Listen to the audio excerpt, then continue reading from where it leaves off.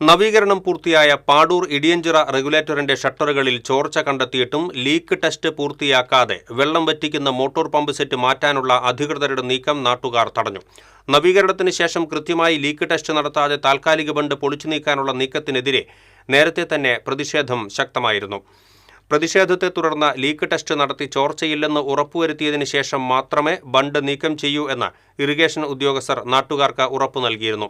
ഇതിന്റെ ഭാഗമായാണ് പമ്പ് സെറ്റുകളിൽ എത്തിച്ച് ഷട്ടറിന്റെ ഒരു വശത്തെ വെള്ളം വറ്റിച്ചുള്ള പരിശോധന ആരംഭിച്ചത്. എന്നാൽ ഈ പരിശോധന പൂർത്തിയാകുന്നതിന് മുൻപേ വ്യാഴാഴ്ച വൈകിട്ട് പമ്പ് സെറ്റുകൾ സ്ഥലത്തുനിന്നും മാറ്റാൻ ശ്രമിച്ചതാണ് വീണ്ടും സംഘർഷാവസ്ഥയ്ക്ക് കാരണമായത്. തീരദേശ സംരക്ഷണ സമിതിയുടെ നേതൃത്വത്തിൽ നാട്ടുകാർ സംഘടിച്ചാണ് പമ്പ് സെറ്റുകൾ കൊണ്ടുപോകാനുള്ള നീക്കം തടഞ്ഞത്.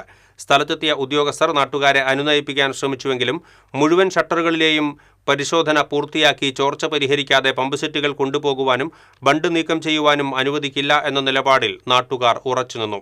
ഒടുവിൽ പൂർണ്ണമായ പരിശോധന നടത്തി തകരാറുകൾ പരിഹരിക്കാമെന്ന് ഉദ്യോഗസ്ഥർ ഉറപ്പു നൽകിയതോടെയാണ് പ്രതിഷേധം താൽക്കാലികമായി അവസാനിച്ചത്.